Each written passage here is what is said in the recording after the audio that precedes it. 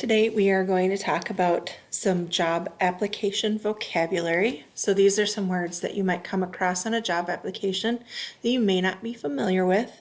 They're maybe not on every application, but they're definitely frequently show up on applications. So we're going to run through them real quick and just explain them. All right, the first one is NA. You may be familiar with this, you may have seen this before. It just means not applicable, like it does not apply to you or the situation. So this is actually going to be something that you can put down on applications if it doesn't apply to you. So if it's asking for like a spouse or something like that, or a previous job and you've never had a previous job, you can put down N/A. Okay, so if you don't have any work experience, you can write NA. All right, background. We all know what background means, like when you're looking at videos or you're doing your video chatting and you change your background, right? We all know what that looks like.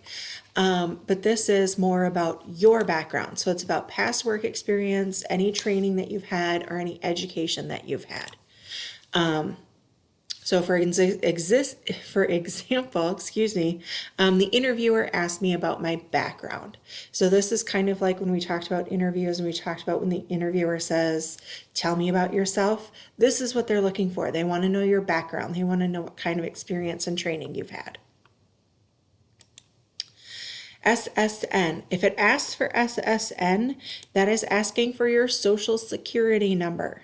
Okay, your social security number, it is a 9-digit number, 3 numbers, 2 numbers, 4 numbers, and you should have that memorized. Your SSN is a number assigned to you by the federal government. So most of the time we get that number when we are born here in the United States. If you are not born in the United States, you can still have a social security number. Talk to your parent or guardian about that. Okay? Position desired. This is the job for which you are applying. So what is your position desired at this company? So this is where they're asking you, what job do you want? Do you want to be a cashier? Do you want to be a cook? Do you want to be the cart person? You know, depending on what place you're applying for, what job you're looking for, this is the position that you are applying for. Employment. This is a big word that we use a lot, and it's come to my attention that it might not be familiar to many of you. So employment is the work that you are hired for and paid regularly to do. So for example, she hopes to find employment at Hy-Vee. Okay, that's, you're looking for employment. You would like to be employed. All right. Convicted. Okay, this is hopefully a word that we won't have to worry about too much, but just in case, it is to be found guilty of a criminal offense. So just because you have been arrested does not mean that you have been convicted. Convicted means you have actually been found guilty, like you've gone to court and you are convicted. Okay. For example, my friend was convicted of shoplifting after they took a pair of shoes from Foot Locker. Not just arrested, but actually convicted. Okay? Availability. Availability. It's kind of a weird word, but it just means the days and hours you're able to work. When are you available? Okay, that's what that means. Available. The hiring manager wanted to know about my availability based on my school schedule. So for example, when you're in school, your availability would only be after school. Okay, so Monday through Friday, you'd be available like 3 o'clock until, 10 o'clock or 11 o'clock, whatever it is.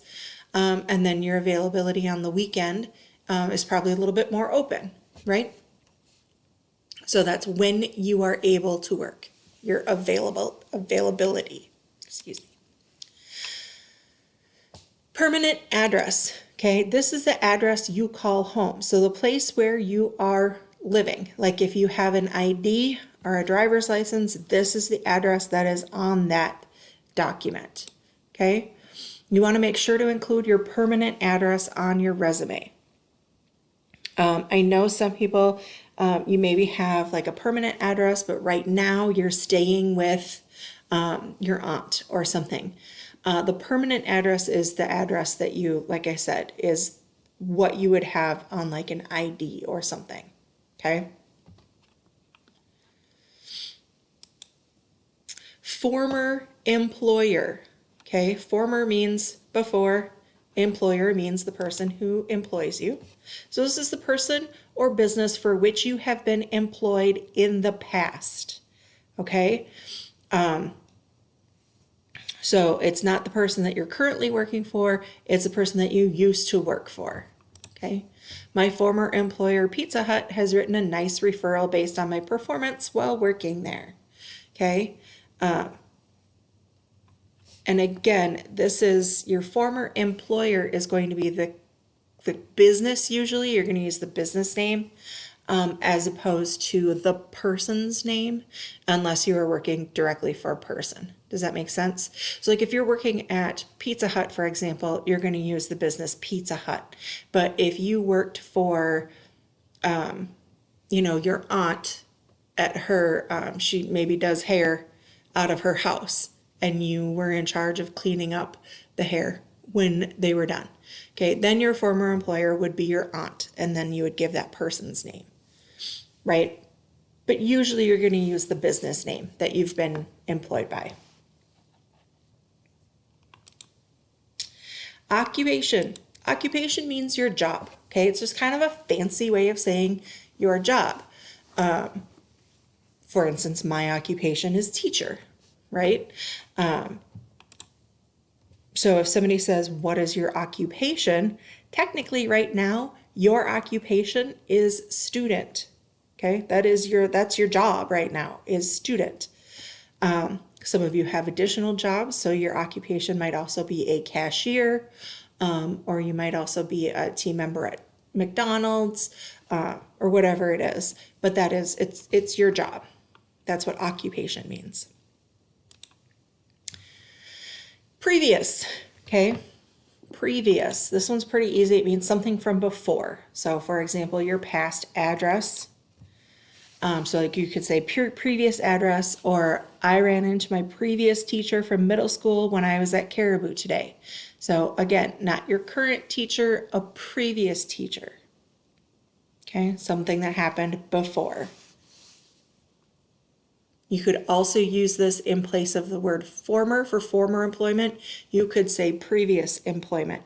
They kind of mean the same thing. Legal eligibility. Okay, this means that you are legally able to work in the United States.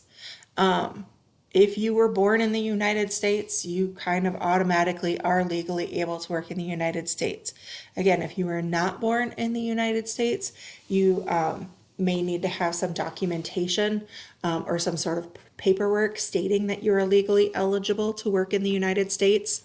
If that is the case, talk to your parent or guardian so that if you are hired, you can provide proof of legal eligibility to work. Most employers will ask for that, okay? And we'll talk a little bit more about that when we get into that, those documents, but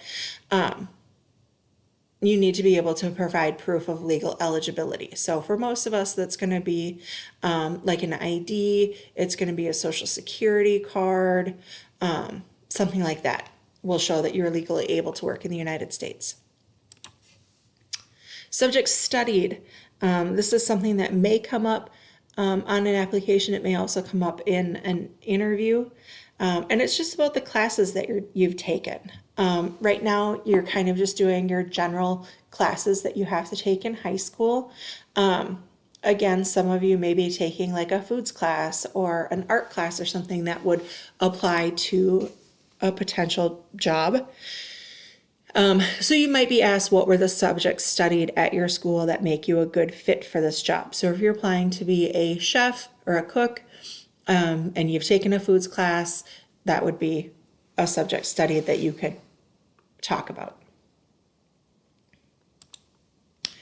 Qualification. Okay, this is the skills and education level the employer is looking for.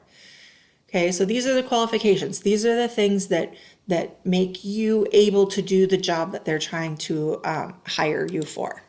Okay, so being able to work with others is the most important qualification for this job. That's actually true for most jobs. Okay, being able to work with others is very important because you will inevitably be working with other people. All right, so qualifications are just the skills and education level that they're looking for. Maiden name, this might come up on an application right in that top part where you're talking about your name and your address and everything.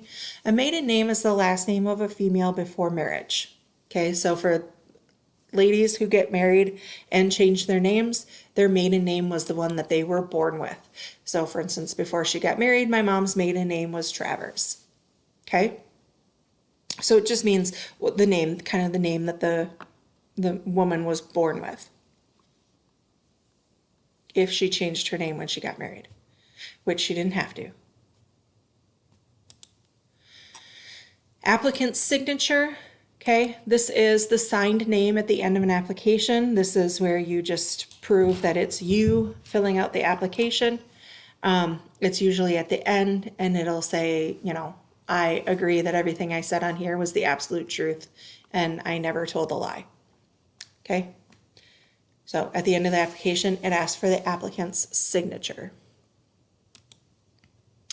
Discrimination, unfair treatment of people based on things like race, religion, or disability. This is something that unfortunately you've probably heard a lot about recently. But it's basically treating people differently based on race, religion, or disability. And it is illegal. It is illegal for there to be any sort of discrimination in the workplace. We will talk about that a little bit more coming up. But it's just treating people differently based on something arbitrary, something that doesn't really matter, not based on their ability to do the work. Referred by. This means someone sent you or put in a good word for you at a place of employment.